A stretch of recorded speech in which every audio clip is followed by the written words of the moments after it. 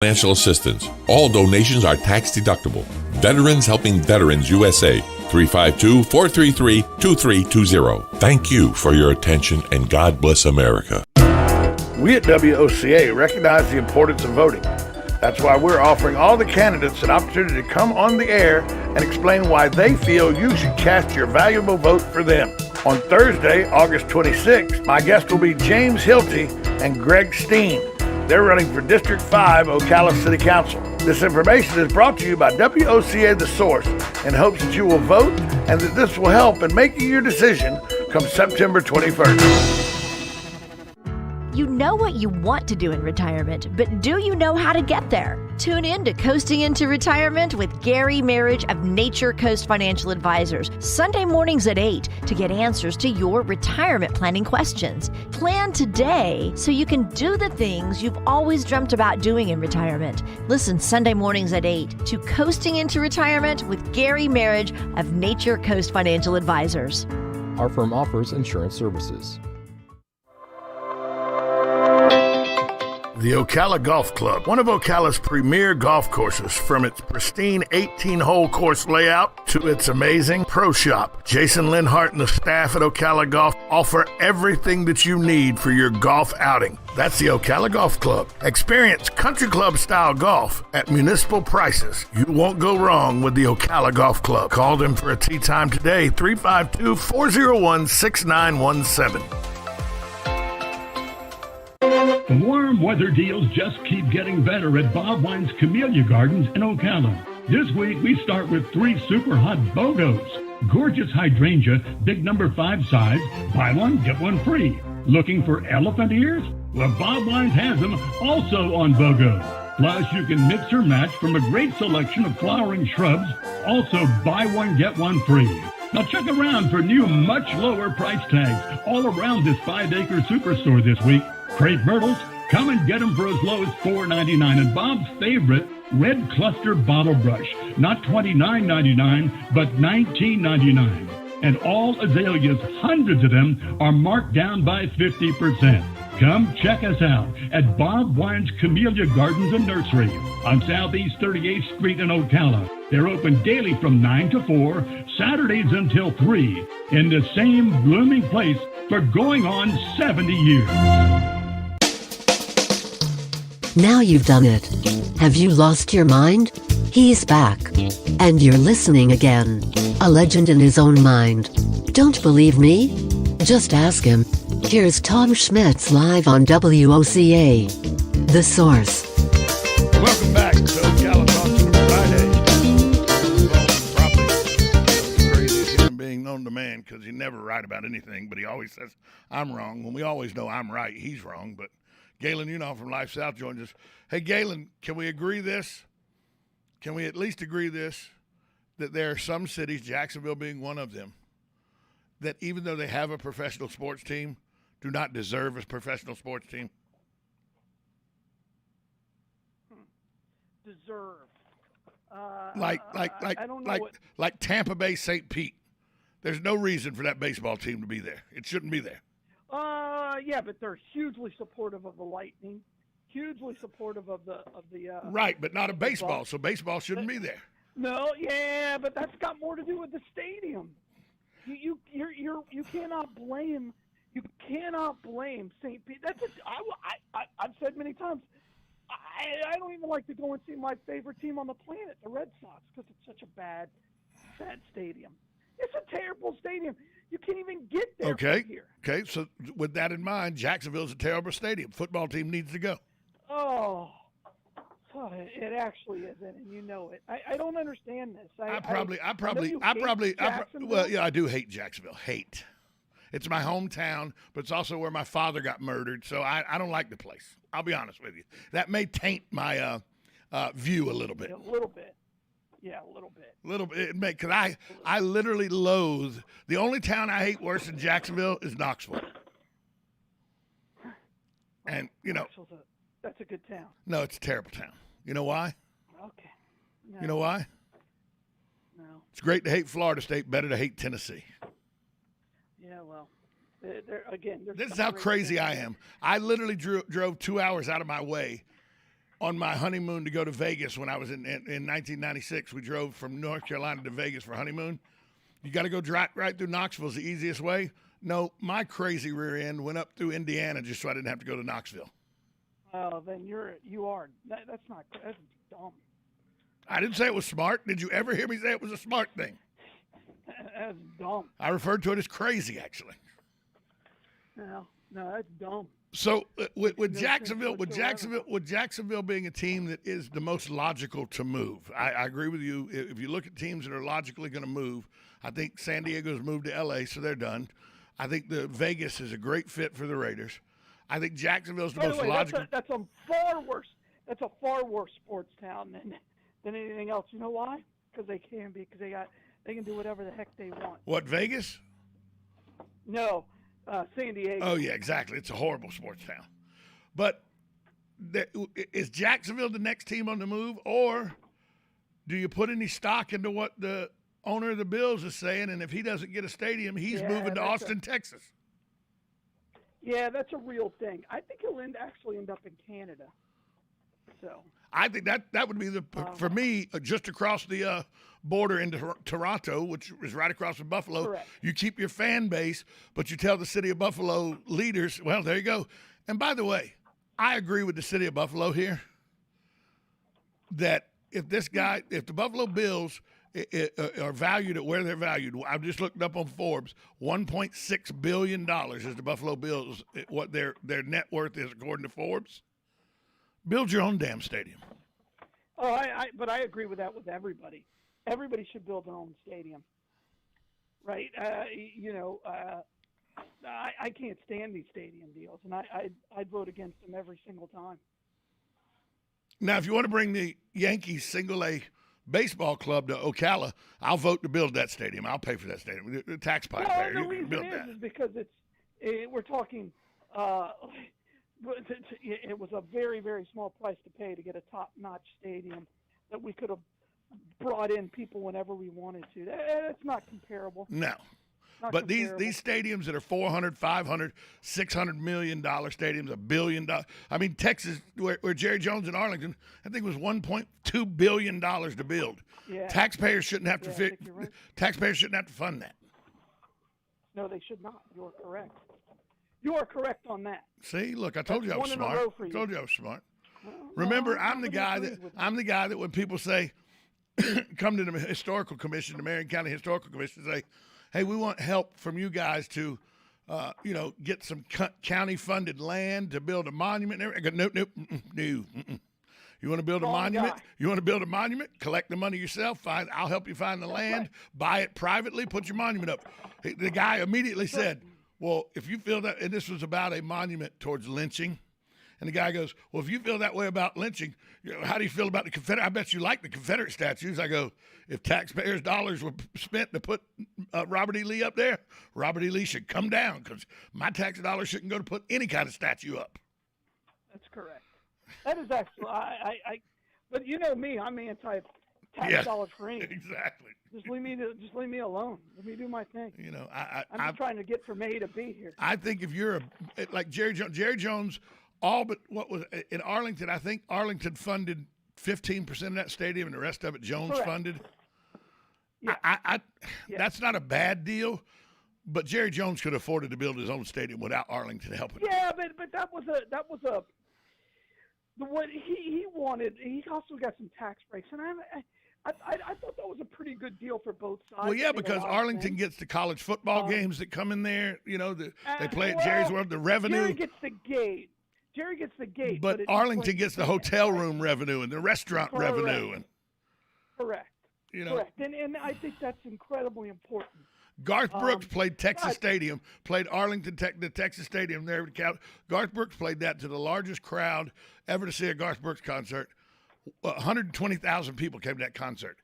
120,000 people, that's a lot of revenue in gas and food and hotel rooms. Sure, absolutely.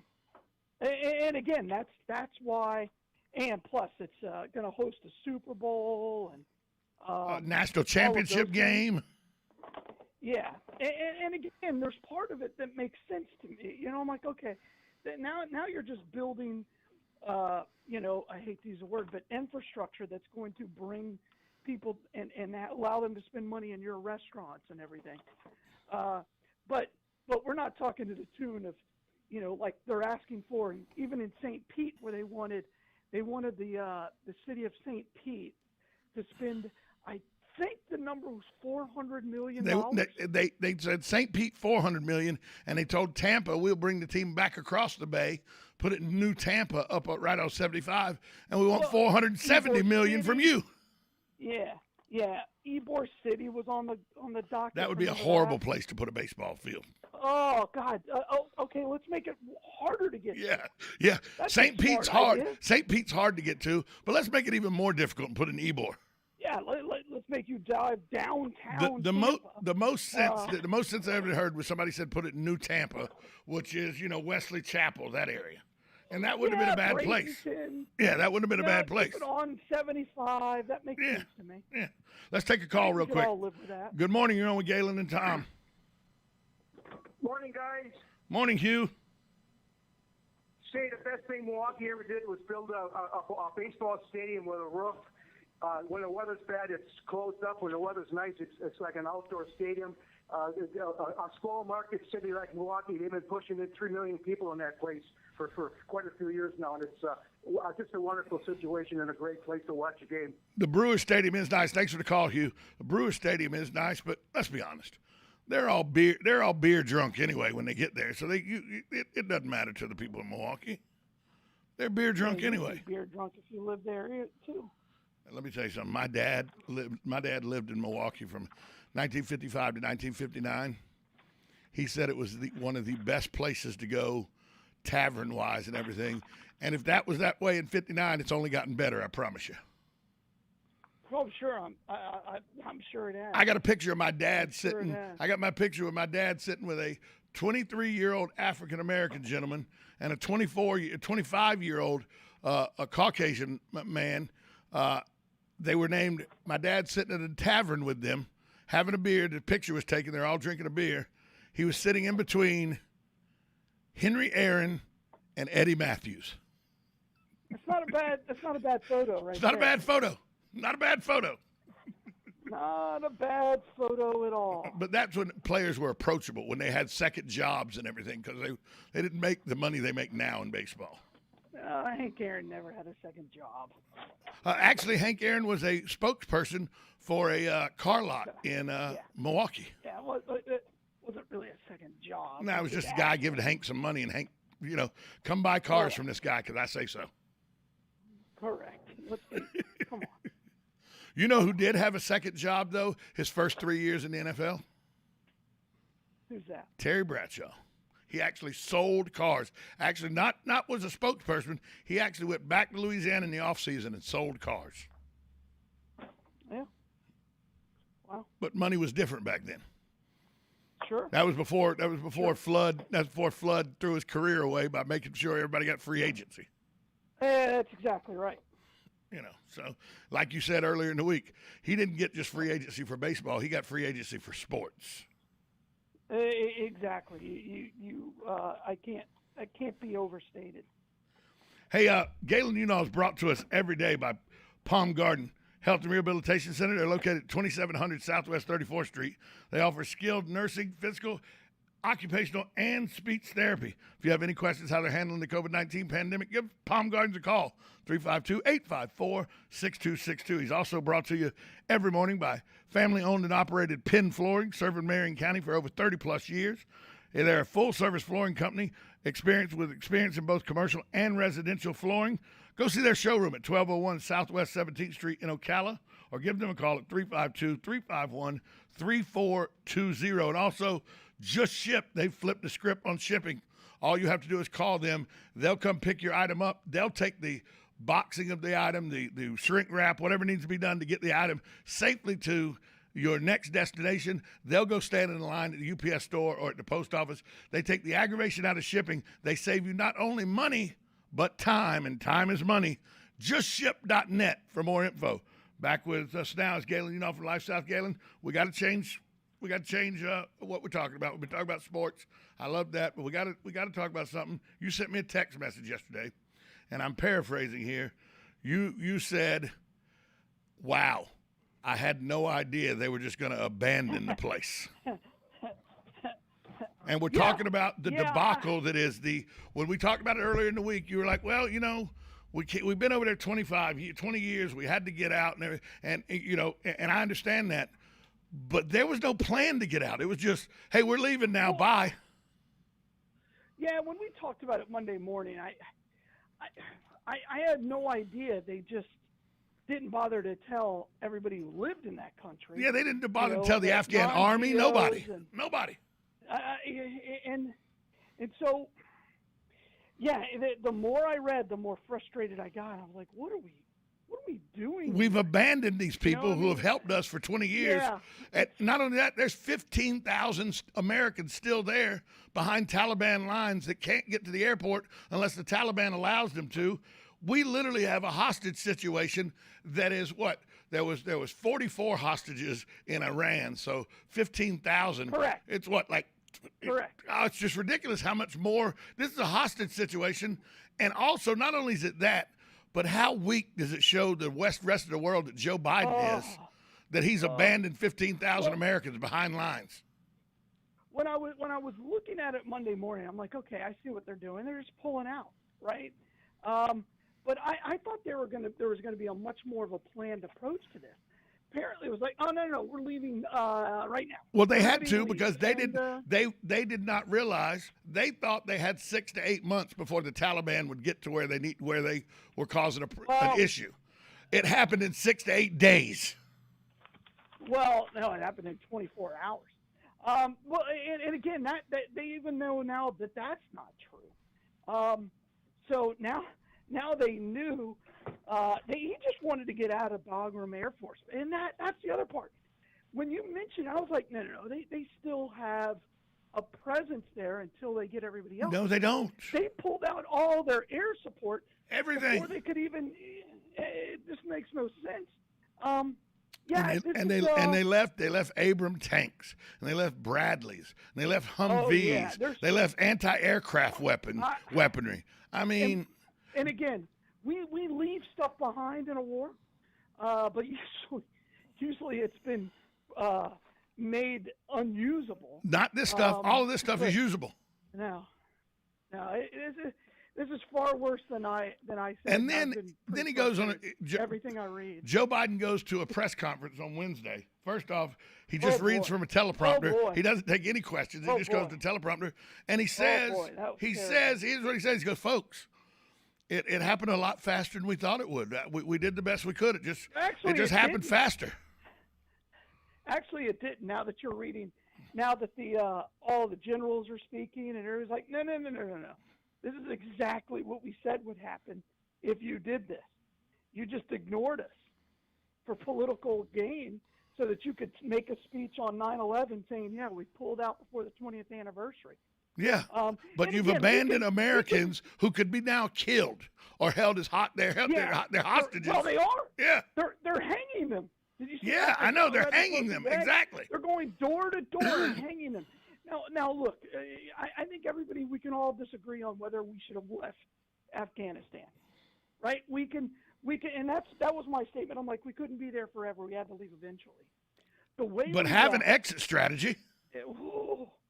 Or some type of a strategy. The way we left was criminal.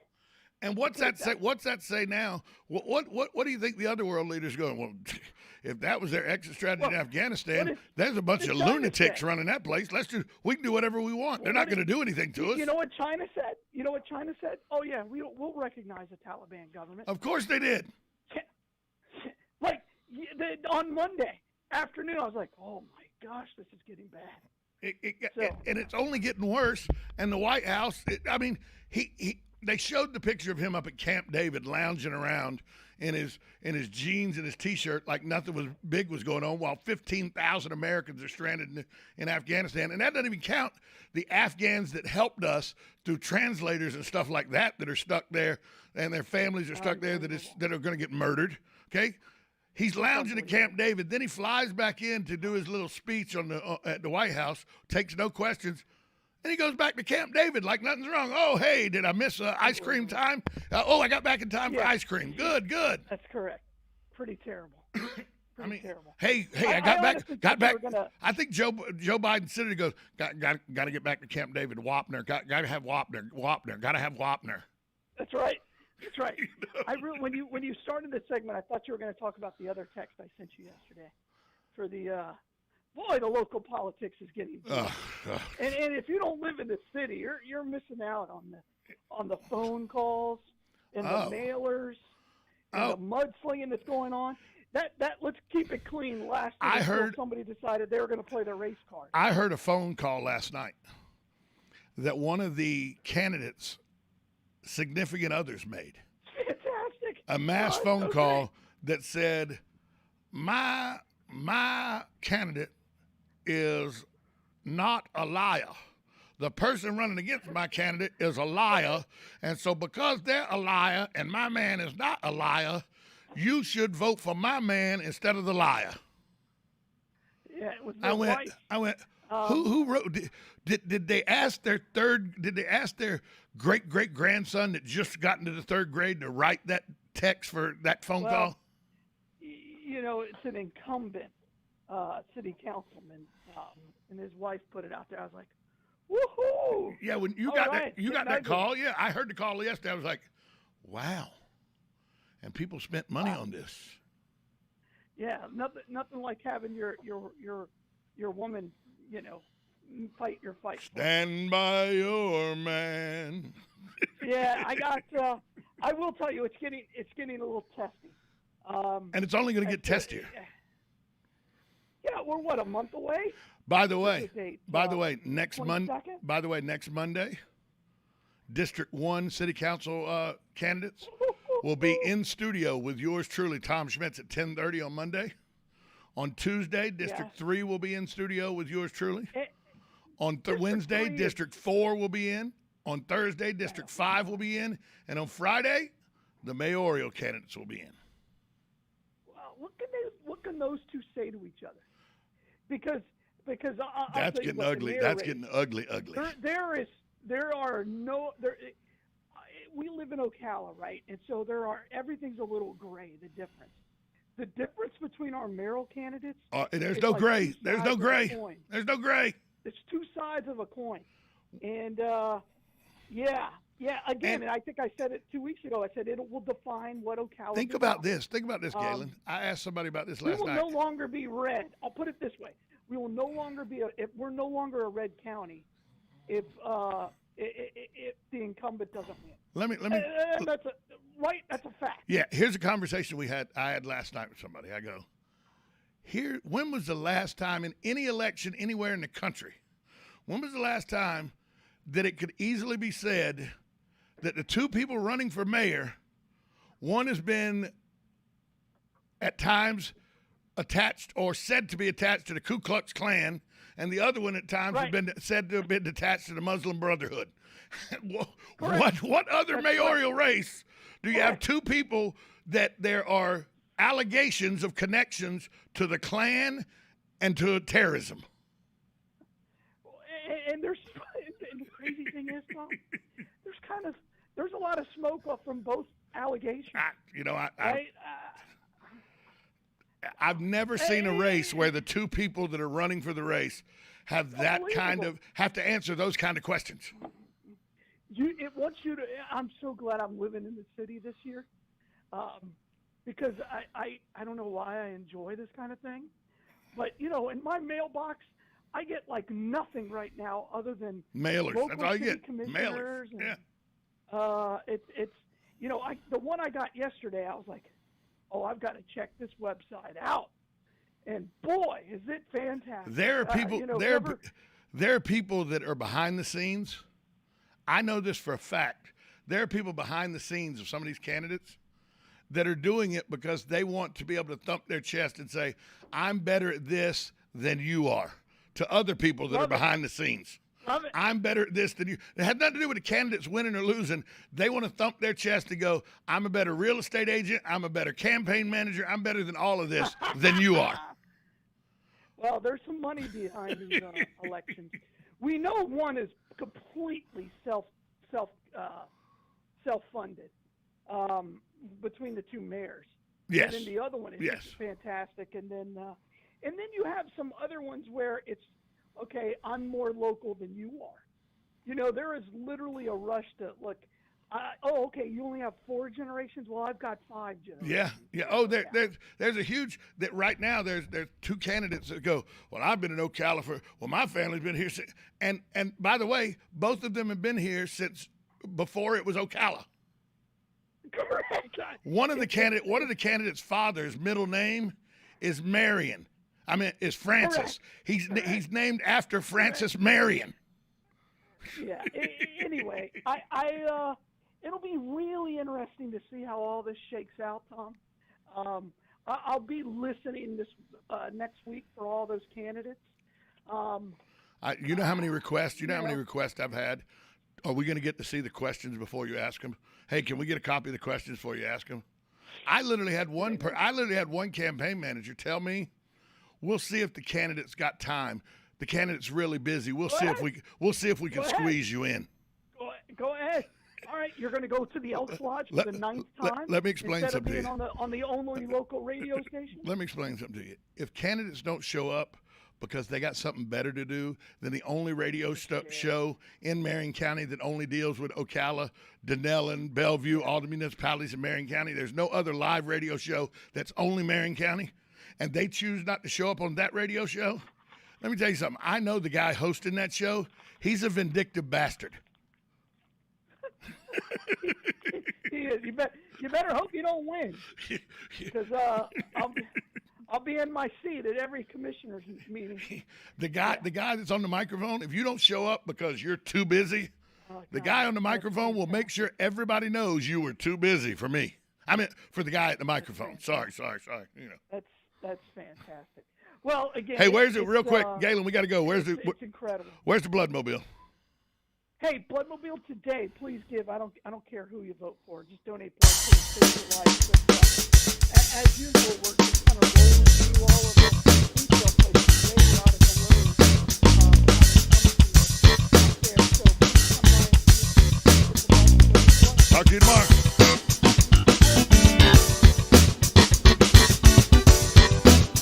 Broadcasting from the Ocala International Airport, this is WOCA AM, W242CA FM, Ocala, 1370 AM, 96.3 FM, The Source. It's time for Farm and Ranch headlines on the Southeast AgNet. I'm Darren Spearman reporting. The Foreign Agricultural Service has issued the recent export of peanuts August through June, 11 months of the marketing year. They're showing that raw shell peanuts are down about 10.8%. The top buyers still remain Canada, followed by Mexico and China and the Netherlands and Japan.